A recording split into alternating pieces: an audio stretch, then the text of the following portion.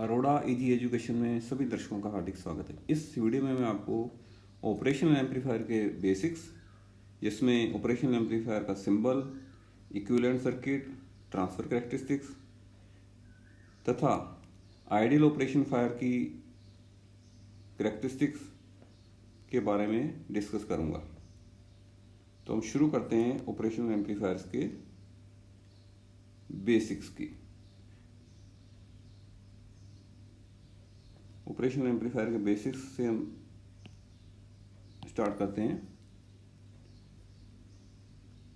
Introduction में बात करते हैं, यह एक वर्सेटाइल इलेक्ट्रॉनिक कंपोनेंट है व इसे सिग्नल प्रोसेसिंग, इंस्ट्रूमेंटेशन व कंट्रोल सिस्टम में काम लेते हैं। यानी ऐसा कंपोनेंट है जो कि मल्टीपर्पज है, बहुत जगह काम में आता है, जैसे सिग्नल प्रोसेसिंग, इंस्ट्रूमेंटेशन व कंट्रोल सिस्टम में। एनालॉग कंप्यूटर्स में इसे एडिशन, सब्ट्रैक्शन, मल्टीप्लिकेशन, इंटीग्रेशन व डिफरेंशिएशन हेतु काम लेते थे। आजकल जो कंप्यूटर हैं डिजिटल वाले कंप्यूटर्स हैं, पहले पुराने टाइम में एनालॉग कंप्यूटर्स हुआ करते थे। उस टाइम इसे क्या है, एडिशन, सब्ट्रैक्शन, मल्टीप्लिकेशन, इंटीग्रेशन और डिफरेंशिएशन ऑपरेशंस के लिए हम काम में लेते थे। पहले आईसी से इन्हें बनाया था, ट्रांजिस्टर से बनाते थे, परंतु अब आईसी आसानी से उपलब्ध हैं।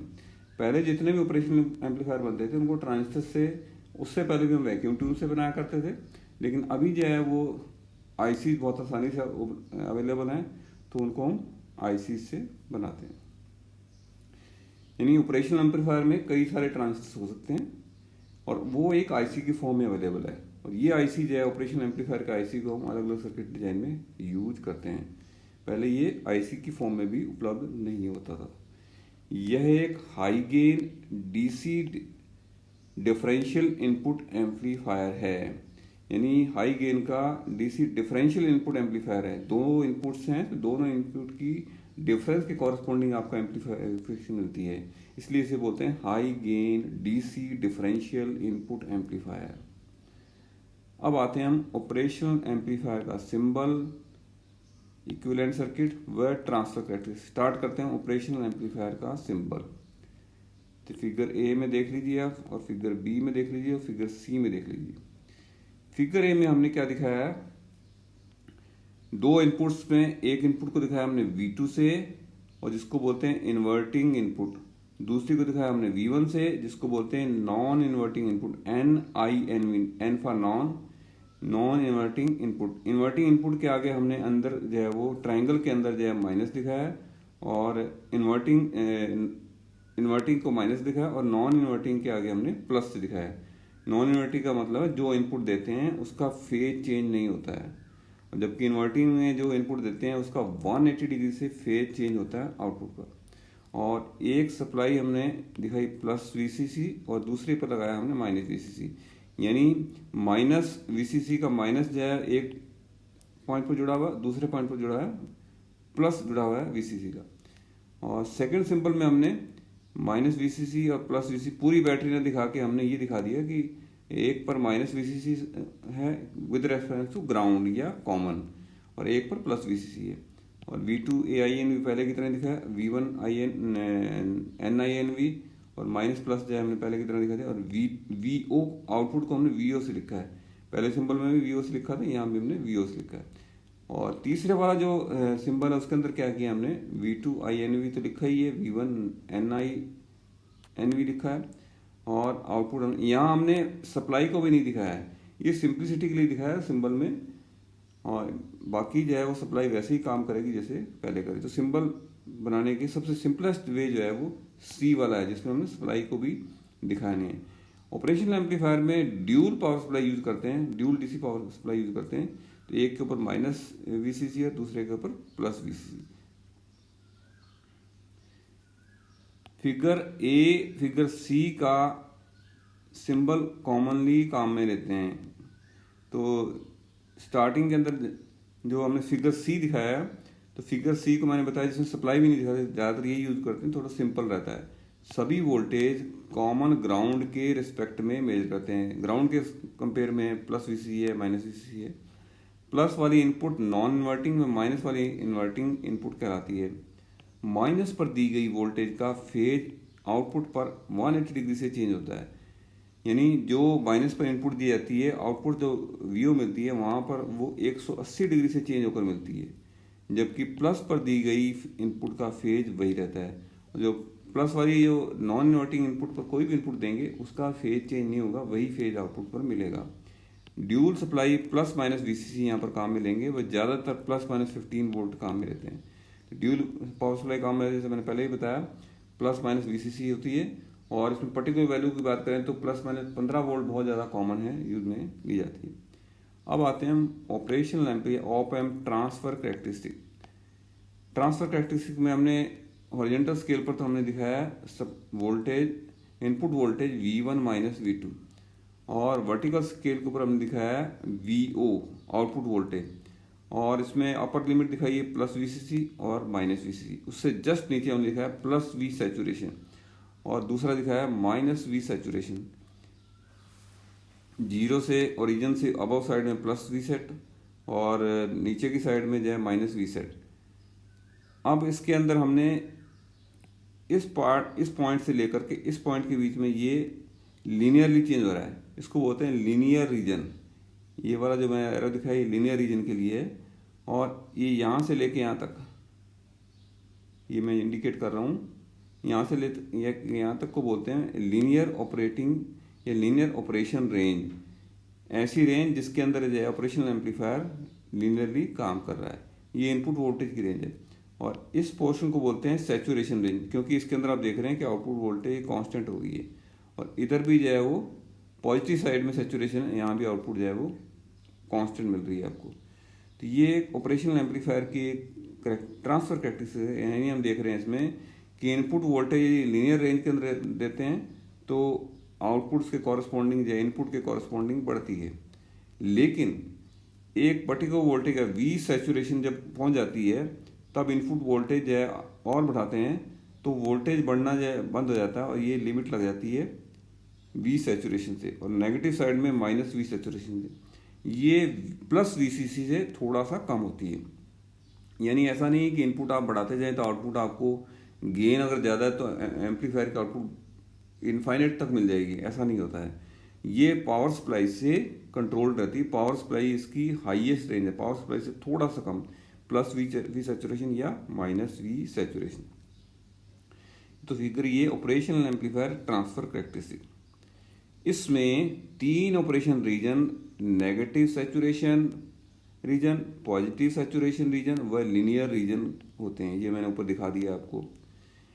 लीनियर रीजन में आउटपुट वोल्टेज का input voltage V1 minus V2 से लीनियर रिलेशन होता है। यानी इनपुट वोल्टेज बढ़ती है तो आउटपुट वोल्टेज उसके कॉरस्पॉन्डिंग बढ़ेगी, और इनपुट वोल्टेज घटती है तो आउटपुट वोल्टेज उसके कॉरस्पॉन्डिंग भी घटेगी। उसी रेशियो से बढ़ेगी जिस रेशियो से इनपुट वोल्टेज बढ़ती है, उसी रेशियो से घटेगी जिस रेशियो से इनपुट वोल्टेज घटती है। यानी ये आउटपुट वोल्टेज इनपुट वोल्टेज से लीनियरली रिलेटेड है, लीनियरली संबंधित है।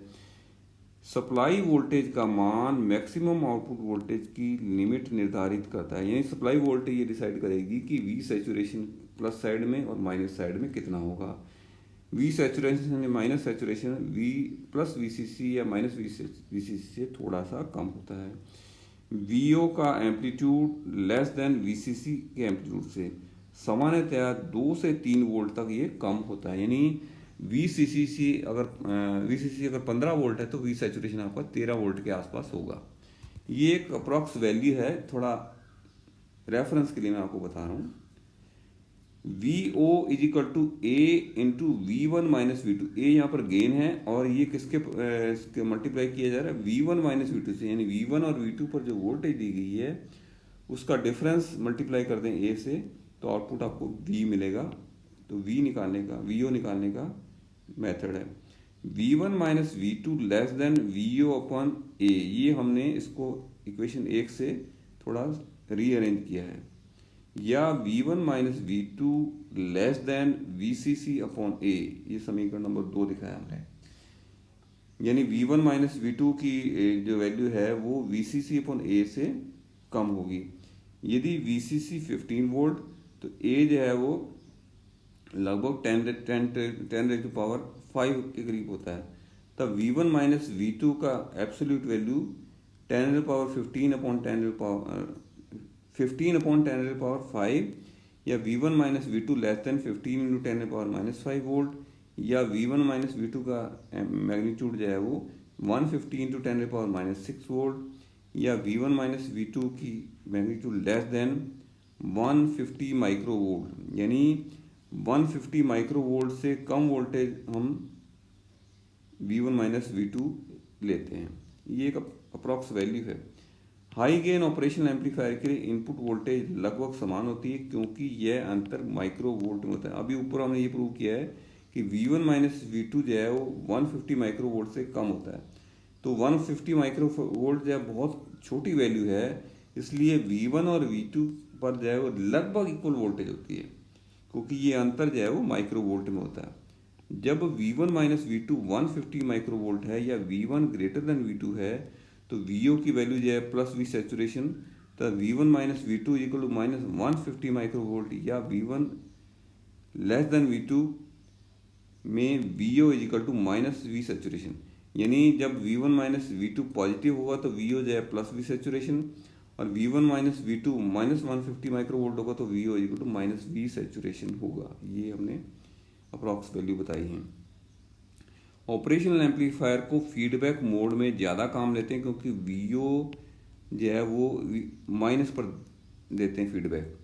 तो ऑपरेशनल एम्पलीफायर को डायरेक्ट मोड में इसलिए काम में लेते हैं क्योंकि गेन इसकी बहुत ज़्यादा होती है। इतनी गेन का एम्पलीफायर की हमें ज़रूरत नहीं पड़ती, इसलिए हमें फीडबैक मोड में इसकी गेन को अपने हिसाब से रिड्यूस करके एज पर रिक्वायरमेंट हम एडजस्ट करके इसको यूज करते हैं। अब ऑपरेशनल एम्पलीफायर का इक्विवेलेंट सर्किट, इसमें हम दिखा रहे हैं V1 और V2 दो इनपुट दिखाए हैं और इनके बीच के वोल्टेज डिफरेंस वोल्टेज हमने दिखाया है VID से, और इसका इनपुट रेजिस्टेंस जो है ऑपरेशन एम्पलीफायर का RID, इंटरनल आउटपुट रेजिस्टेंस इसका RO, और ये जो है दिखाया हमने एक सोर्स जिसकी वैल्यू है AVID। A यहाँ वोल्टेज गेन है और VID जो इनपुट पर दी गई जो डिफरेंस वोल्टेज है उसका मल्टीप्लिकेशन से कर रहे हैं, और ये दिखाया VO, तो वोल्टेज कंट्रोल वोल्टेज सोर्स, यानी इनपुट वोल्टेज के ऊपर आउटपुट वोल्टेज जो है वो डिपेंड करती है। तो इसको बोलते हैं ऑपरेशनल एम्पलीफायर का इक्विवेलेंट सर्किट। यहाँ RID डिफरेंशियल इनपुट रेजिस्टेंस है, AVID थेवेनिन वोल्टेज सोर्स है। ये हमने जो है थेवेनिन इक्विवेलेंट निकाला है। तो उसके बाद RO जो है थेवेनिन रेजिस्टेंस है, सीरीज में एक रेजिस्टेंस और एक वोल्टेज सोर्स है, और आउटपुट आपको VO दिखाया है। तो VO किसके बराबर है, VA इंटू VID और A into V1 minus V2, ये समीकरण नंबर 3 दिखाया हमने। यहाँ A जो ऑपरेशनल एम्पलीफायर की ओपन लूप वोल्टेज गेन है। A को क्या बोलते हैं, ऑपरेशनल एम्पलीफायर की ओपन लूप वोल्टेज गेन, क्योंकि यहाँ फीडबैक काम में नहीं आ रही है, जो इनपुट देंगे उसके कॉरस्पॉन्डिंग आउटपुट मिलती है। VID जो है डिफरेंशियल इनपुट वोल्टेज है। V1 जो है वो नॉन इन्वर्टिंग इनपुट पर ग्राउंड के सापेक्ष वोल्टेज, ग्राउंड के रेफरेंस में नॉन इन्वर्टिंग इनपुट पर जो वोल्टेज उसको V1 से रिप्रेजेंट करते हैं, और V2 है इन्वर्टिंग इनपुट पर ग्राउंड के सापेक्ष वोल्टेज, और V2 क्या है इन्वर्टिंग इनपुट पर जो ग्राउंड के रेफरेंस में कितनी वोल्टेज वो है। ऑपरेशनल एम्पलीफायर दो इनपुट्स V1 व V2 के डिफरेंस को एम्पलीफाई करता है। ये AC या DC हो सकती है। ऑपरेशनल एम्पलीफायर का क्या काम है कि V1 और V2 पर जो भी वोल्टेज दी जाती है उसका डिफरेंस कहा जाए, वो डिफरेंस को एम्पलीफाई किया जाता है इसके द्वारा। ये AC भी हो सकती है और DC भी हो सकती है। इनपुट अगर AC देंगे तो भी एम्पलीफिकेशन, और DC देंगे तो भी होगा। ऑपरेशन ओपन लूप जो है कॉन्फ़िगरेशन में आउटपुट व इनपुट के बीच में कोई कनेक्शन नहीं होता है। अब हमने इसमें देखा है कि इस डायग्राम में हमने दिखाया ऊपर जो भी देख रहे थे हम, कि इसमें इनपुट और आउटपुट के बीच में कोई कनेक्शन नहीं है। इनपुट आपने दी और आउटपुट आपको एम्पलीफाई होकर मिल जाती है। इस कंडीशन में ये हाई गेन एम्पलीफायर का कार्य करते हैं। अब चूंकि ये ऑपरेशन एम्पलीफायर की जो गेन बहुत ज़्यादा है तो इसमें बहुत ज़्यादा हाई गेन का एम्पलीफायर बनेगा ये।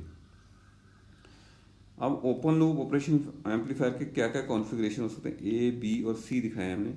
फर्स्ट कॉन्फ़िगरेशन हमने दिखाया है कि इन वोल्टेज सोर्स VS2 और सीरीज रेजिस्टेंस RS2, और ये V2 पर दिया है। V1 पे क्या दे रहे हैं, RS1 सीरीज रेजिस्टेंस, VS1 जो है वो वोल्टेज सोर्स, और आउटपुट मिल रही है आपको VO। इसके अलावा अब इसमें तो क्या है कि दोनों इनपुट्स दिए हमने, V1 पर भी दिया और V2 पर दिया है, VS1 और VS2। अब यदि आप V2 के ऊपर यदि आप ग्राउंड कर दें और V1 पर ही इनपुट दें तो आपके ये दिखा देंगे V1 वाला केस। तो केस सेकंड हो गया। थर्ड केस में हमने दिखाया है कि V1 को ग्राउंड कर दिया और V2 पर हमने इनपुट दी, RS2 सीरीज रेजिस्टेंस है और VS2 जो है वो वोल्टेज सोर्स है, और आउटपुट आपको VO मिलेगी।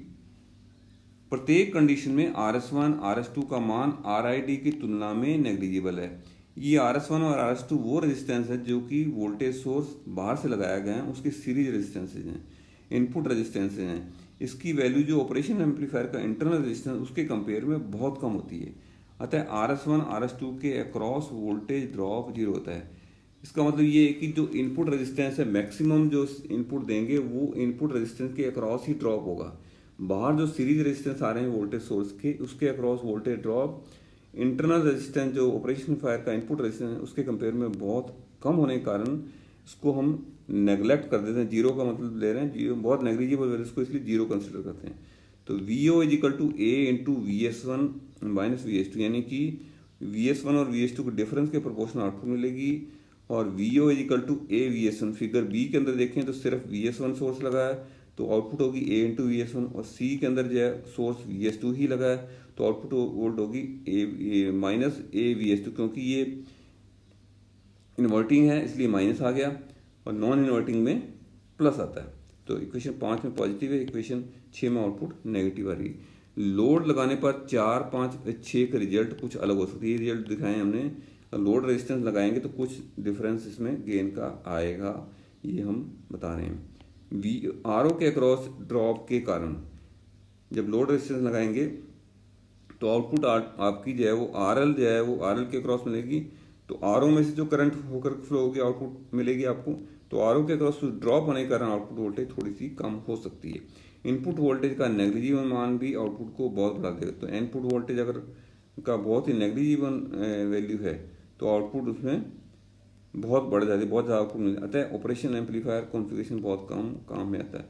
तो ओपन लूप जो कॉन्फ़िगरेशन है बहुत कम इसलिए लेते हैं कि बहुत थोड़ी सी वोल्टेज ये ऑपरेशन एम्पलीफायर की हाई गेन होने के कारण बहुत ज़्यादा मिलेगी। तो इसकी प्रैक्टिकली यूटिलिटी बहुत कम है ओपन लूप की, इसलिए हम इसको बहुत कम यूज़ करते हैं। अब आते हैं आइडियल ऑपरेशन एम्पलीफायर की क्या कैरेक्टरिस्टिक होती है। Ideal operation amplifier, parameter, ideal operation amplifier, practical operation amplifier और यूनिट। पहले ये open loop voltage gain, ideal की इन्फिनिटी और एक्चुअल की प्रैक्टिकल की 100 dB और यूनिट की कोई डिस्कस नहीं होगा यहाँ पर, कोई नॉट एप्लीकेबल है। डिफरेंशियल इनपुट रेजिस्टेंस RID जो है वो ये आपका इन्फिनिटी है और प्रैक्टिकल में 1 to 10 mega ohm. Output resistance RO ये RID है, तो आउटपुट रेजिस्टेंस जो है वो 0 आइडियल में और इसमें प्रैक्टिकल में 75 ओम। बैंडविड्थ यूनिटी गेन के ऊपर जो है वो बैंडविड्थ जो है इन्फिनिटी और एक्चुअल में जो है प्रैक्टिकल में 10 megahertz. Output voltage zero input voltage के लिए आउटपुट वोल्टेज भी जीरो मिलेगी, लेकिन प्रैक्टिकली हम देखेंगे तो जीरो इनपुट पर भी आउटपुट कितनी मिलती है 200 millivolt. Input offset current zero ideal की और इसमें 20 नैनो एम्पीयर।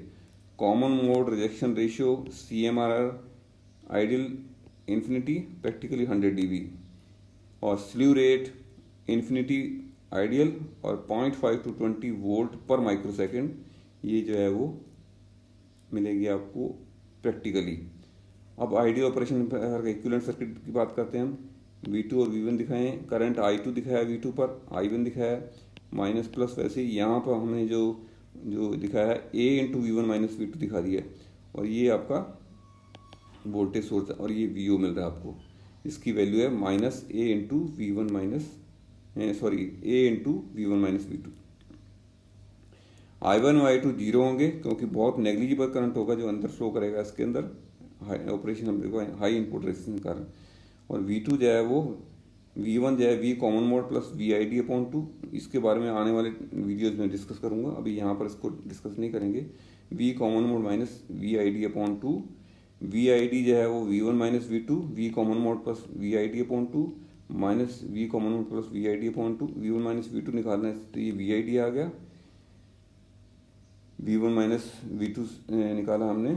तो इसके बाद V कॉमन मोड जो है वो V1 plus V2 upon 2, common mode input voltage और V1 व V2 के बीच में वोल्टेज। AC जो है VO अपॉन कॉमन मोड, जहाँ VID जीरो और AD जो है VO upon ID common mode 0 और वीओ जो है A C common mode A C into V common mode plus A D into V I D और स्लीव रेट जो है D V O upon D T maximum. ये अभी इसके बारे में ज़्यादा डिस्कस नहीं कर रहे हैं।